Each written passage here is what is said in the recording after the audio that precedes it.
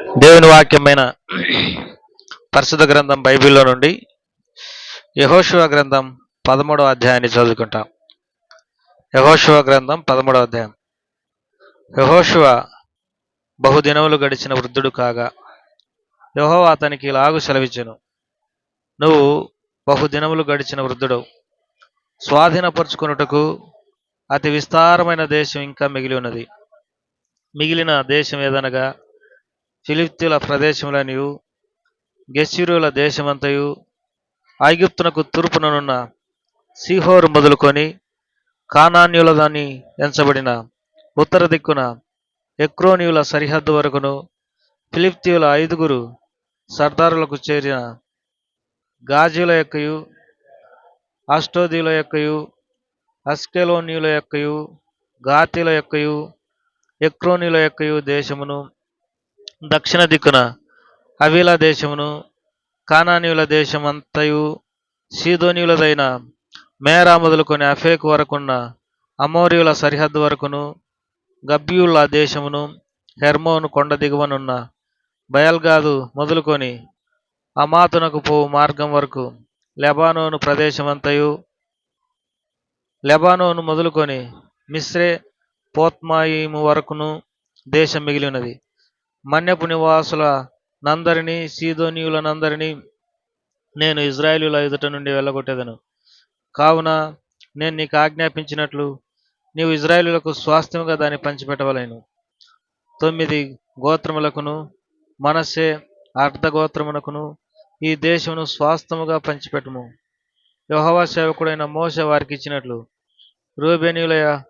రూబేనీయులు, గాదీయులు తూర్పు దిక్కున యోర్దాను అవతల మోషే వారికి ఇచ్చిన స్వాస్థ్యమును పొందిరి.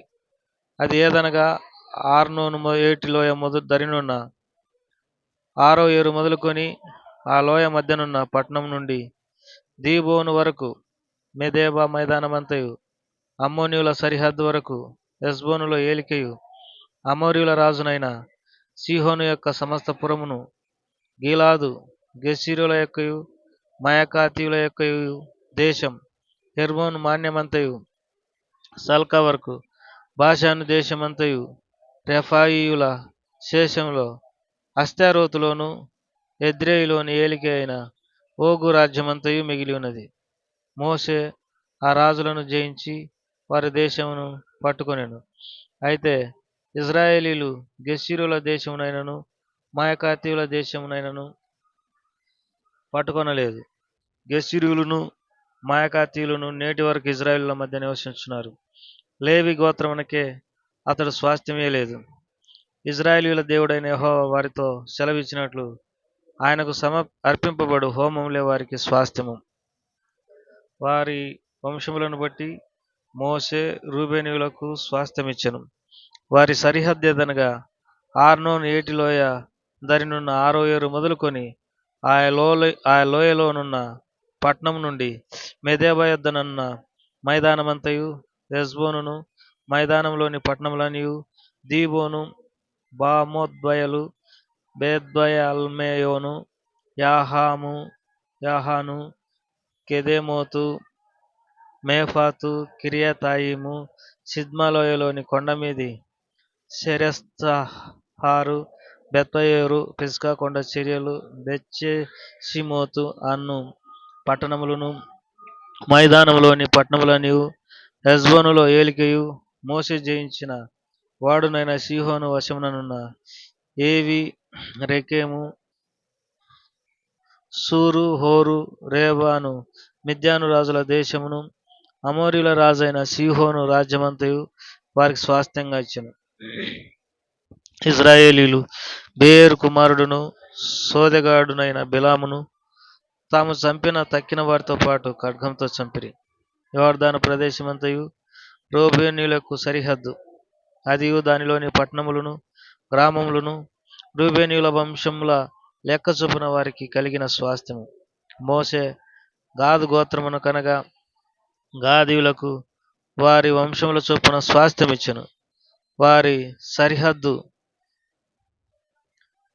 ఏజేరును, గీలాదు పట్టణములనియు, రబ్బాకు ఎదురుగానున్న ఆరోయేరు వరకు అమ్మోనీయుల దేశంలో సగమును. హెష్బోను మొదలుకొని రామత్పీల్ జెఫా బెటోనీము వరకును, మహనయీము మొదలుకొని దేబీరు సరిహద్దు వరకును, లోయలో బెతారాము, బెత్రిమ్నా, సుక్కోతు, పాసోను అనగా హెష్బోను రాజైన సీహోను రాజ్యశేషమును, తూర్పు దిక్కున యోర్దాను అవతల కిన్నెరెతు సముద్ర తీరం వరకున్న యోర్దాను ప్రదేశమును, వారి వంశముల చొప్పున గాదీయులకు స్వాస్థ్యమైన పట్టణములను గ్రామములు ఇవి. మోషే మనష్షే అర్ధగోత్రములకు స్వాస్థ్యమిచ్చెను. అది వారి వంశముల చొప్పున మనష్యుల అర్ధగోత్రమునకు స్వాస్థ్యము.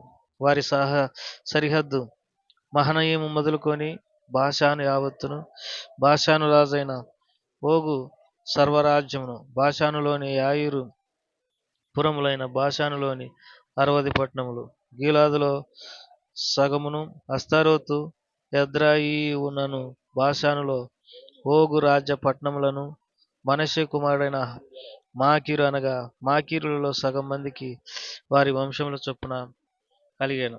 యెరికో యొద్ద తూర్పు దిక్కున యోర్దాను అవతలనున్న మోయాబు మైదానంలో మోషే పంచిపెట్టిన స్వాస్థ్యములు ఇవి. లేవి గోత్రములకు మోషే స్వాస్థ్యం పంచిపెట్టలేదు. ఎలా అనగా ఇజ్రాయేలుల దేవుడైన యెహోవాతో సెలవిచ్చినట్లు ఆయనే వారికి స్వాస్థ్యం. దేవుడి మాటలను దీవించినట్టుగా చిన్న ప్రార్థన చేసుకుంటాం. ప్రేమగల తండ్రి, దయగల ప్రభా, మీకెంతో వందనాలు, స్తోత్రములు. ఈ సమయంలో స్తుతిస్తూ ఆరాధిస్తూ గణపరుస్తుంటున్నాం. ఈ వాక్య భాగాన్ని దీవించండి. యెహోషువ గ్రంథం 13వ అధ్యాయాన్ని చదువుకోవడానికి మీరు ఇచ్చినటువంటి కృప కొరకై స్తోత్రములు. మరి ప్రభా, నీ వాక్యం ద్వారా మీరు మాట్లాడేటటువంటి దేవుడు, నీ నామం అంతటికంటే నీ వాక్యం నువ్వు గొప్ప చేసినావని మరి తెలియజేసినావు కనుక ప్రియమైనటువంటి ప్రభా, నీ వాక్యంతో మరి మాతో మాట్లాడుతురండి. మా అందరి హృదయాలకు ఆత్మీయంగా పురికొల్పు దయచేయండి. యేసు ప్రభువారి నామం పేరిట అడిగి పెట్టుకుంటున్నాం తండ్రి, ఆమేన్. ప్రియమైన సోదరి సోదరులారా, యేసుక్రీస్తు నామం పేరిట మీ అందరికీ శుభములు తెలియజేస్తుంటున్నాం. ఈరోజు మనం యెహోషువ గ్రంథం 13వ అధ్యాయాన్ని చదువుకున్నాం. ఈ 13వ అధ్యాయంలో కూడా అనేక దేశాల పేర్లు మనం ఇక్కడ చూడగలం. ఏదేమైనా లెక్కకు తక్కువ మందిగా ఉన్నటువంటి ఇజ్రాయేలుల చేతికి దేవుడు ఈ రాజ్యములన్నిటిని అప్పజెప్పినాడు. 12వ అధ్యాయము చివరి వచనంలో, యెహోషువ గ్రంథం 12వ అధ్యాయము చివరి వచనంలో మనం చూసినట్టుగా ఆ రాజులందరి సంఖ్య 31. యెహోషువ 31 మంది రాజులను మరి ఓడించినాడు, వారి రాజ్యాలను జయించినాడు. ఇజ్రాయేలీలు అటువంటి ఘనకార్యాలు జరిగించినారు దేవుని ద్వారా. నిజమే, సర్వశక్తి కలిగినటువంటి దేవుడు వారికి ముందు నాయకుడిగా ఉంటూ, రాజుగా ఉంటూ, దేవుడిగా ఉంటూ వారిని మరి జయించేటటువంటి వారిగా చేస్తూ వచ్చినాడు. ప్రియమైనటువంటి వారులారా, ఒక రాజును జయించడం, ఇద్దరు రాజులను జయించడం, కొద్ది మంది రాజులను జయించడమే కష్టం అనుకుంటే, అటు ఐగుప్తు రాజును వారు ఓడించినారు. తర్వాత 31 మంది అన్యజనులైనటువంటి రాజులను వారు ఓడించినారు. కాబట్టి ఇందులో మనము గమనించాల్సినటువంటి విషయం ఏంటంటే, ఇజ్రాయేలులకు తోడైనటువంటి వాడు నరుడు కాదు, ఆయన దేవుడు. ఇజ్రాయేలులకు సహాయం చేసేటటువంటి హస్తం అది మాంస సంబంధమైనటువంటి హస్తం కాదు, అది దేవుని యొక్క హస్తం. ఇజ్రాయేలీలు సేవించున్నటువంటి దేవుడు నిజమైనటువంటి దేవుడు. అందుకే మానవ మాత్రులైనటువంటి ఆ రాజులందరూ ఓడిపోయినారు. నిజంగా ప్రియులారా, మనము మరి సాతాను సంబంధమైనటువంటి ప్రజలు ఎంతో బలంగా ఉన్నప్పుడు మనం ఎంతో ఐధైర్యపడతాం. అయితే మరి దేవుని వాక్యంలో సంఖ్యాకాండంలో కాలేబు, యెహోషువ మరి కానాను దేశంలో ఉన్నటువంటి ఆ మనుషులను గురించి ఒక మాట అంటారు. దేవుడు మన యందు ఆనందపడితే తప్పక వారిని నిర్మూలన చేస్తాము మరి అని అన్నాడు. ఒకవేళ ఉన్నత దేహులే ఉండొచ్చు మన శత్రువులు, లేకపోతే ఎంతో బలం కలిగినటువంటి వారు ఉండొచ్చు. దేవుని సహాయం చేత శత్రువులను మనము జయించగలం. దావీదు అన్నట్టు యుద్ధం యెహోవాదే.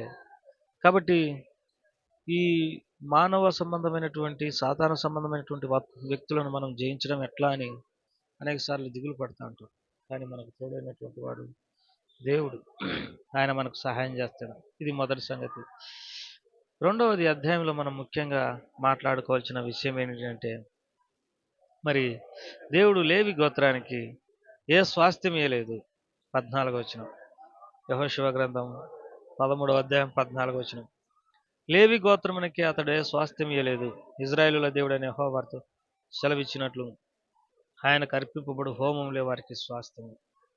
లేవీలైనటువంటి వారిని దేవుడు ఏర్పరచుకున్నాడు అన్న సంగతి మనకు తెలుసు. ఎందు నిమిత్తము వారిని తనకు యాజకులుగాను, తన దగ్గర సేవ చేసేటటువంటి వారిగాను, తనకు పరిచర్య చేసేటటువంటి వాడు ఏర్పరచుకున్నారంటే, మరి దేవుని వాక్యంలో నిర్గమకాండంలో ఇజ్రాయేలీలందరూ ఒక దూడను చేసుకుని దానికి బలి అర్పించి దానికి పండగ ఆచరించినప్పుడు, మరి మోసే కొండ దిగి వచ్చినప్పుడు ఒక మాట సెలవిస్తూ వచ్చినాడు. యెహోవా పక్షంగా ఉండేవారు బయటికి రమ్మన్నప్పుడు లేవి గోత్రం బయటకు వచ్చింది. మీరు కత్తులు తీసుకుని పని చేసిన వారిని సంహరించండి అన్నప్పుడు కనికరింపక వారు ఆ పని చేసినటువంటి వారిని సంహరించినారు. దీని అర్థం ఏంటిదంటే, లేవీలకు దేవుని విషయమైనటువంటి రోషం ఉంది. మోసే, తర్వాత అహరోను, తర్వాత మిరియాము, మరి మోసే తల్లిదండ్రులైనటువంటి ఏకేబేదు, ఆమ్రాము, వీరు కూడా లేవీయులు. లేవీయులకు దేవుని యెడల భక్తి ఉంది. అందుకే దేవుడు ఆ గోత్రాన్ని తనకు సేవ చేసేటటువంటి వారిగా, పరిచారం చేసేటటువంటి వారిగా దేవుడు ఏర్పరచుకున్నాడు. ప్రియమైనటువంటి వాళ్ళారా, అందుకే ఇజ్రాయేలీయులు అర్పించు హోమములే వారికి స్వాస్థ్యం. ఎందుకు స్వాస్థ్యం ఇయ్యలేదు అని అంటే, వారు దేనిపై విశ్వాసం ఉన్నటువంటి వారు. వారికి తెలుసు దేవుడు తన రాజ్యంలో మమ్మల్ని చేర్చుకుంటాడు, పరలోకమే మాకు ఆస్తి కానీ భూ సంబంధమైనవి ఆస్తి కాదు. కాబట్టి ఈ విషయాన్ని మరి వారికి బాగా గ్రహింపులో ఉన్నది కనుకనే దేవుడు వారికి స్వాస్థ్యమే లేదు. ఆ తర్వాత 13వ అధ్యాయం చివరి వచనంలో మనకు ఇంకో మాట కూడా చదువుకుంటాం. లేవీలకు మోసే స్వాస్థ్యం పంచిపెట్టలేదు, ఎలా అనగా ఇజ్రాయేలుల దేవుడైన యెహోవా వారితో సెలవిచ్చినట్లు ఆయనే వారి స్వాస్థ్యం. ప్రియులారా, ఈ లోకంలో మనం మరి ఏమి లేనటువంటి వారంగా ఉండొచ్చు, ఆస్తులు లేనటువంటి వారంగా ఉండొచ్చు. దేవుని సేవ చేసేటటువంటి వారు కొన్నిసార్లు తినడానికి తిండి కూడా లేని పరిస్థితిలో ఉండడం మనం గమనించగలం. కట్టుకోవడానికి బట్టలు లేనటువంటి స్థితి, సరైన ఇండ్లు లేనటువంటి స్థితి. కానీ మరి దేవుడే మనకు ఆస్తి. మనము ఈ లోకంలోకి ఏది తీసుకురాలేదు, ఈ లోకంలో ఉండి ఏది కూడా తీసుకొని పోలేము. కాగా అన్న వస్త్రములు కలిగినటువంటి వాటిని తగిన వాటితో తృప్తి పొంది ఉండడానికి ప్రభు మనకు నేర్పించును గాక. మొదటిగా ఈ అధ్యాయంలో మన ప్రభువారు మన పక్షంగా ఉండి తన ప్రజల పక్షంగా యుద్ధం చేసి జయించేటటువంటి వాడు శత్రువులను. అది గమనించాల్సినటువంటి వారం అంటున్నాం. రెండవది, దేవుడే తన ప్రజలకు స్వాస్థ్యము, ఆస్తి కనుక తన ప్రజలు దిగులు పడాల్సినటువంటి అవసరం లేదు. ప్రభు ఆ రీతిగా సహాయపడిన గాక. ప్రార్థన చేసుకుంటాం. ప్రేంగల తండ్రి, దయగల ప్రభు, నీకెంతో వందనాలు, స్తోత్రములు. ఈ వాక్య భాగాలన్నింటినీ మేము ధ్యానించడానికి ఇచ్చినటువంటి కృపకై స్తోత్రములు. మరి ఈ మాటలను దీవించండి. విన్న వారిలో నీ ఆశీర్వాదం ఉంచమని వేడుకుంటూ యేసు ప్రభువారి నామం పేరిట స్తుతించి ప్రార్థించి అడిగి వేడుకుంటున్నాం తండ్రి. ఆమేన్.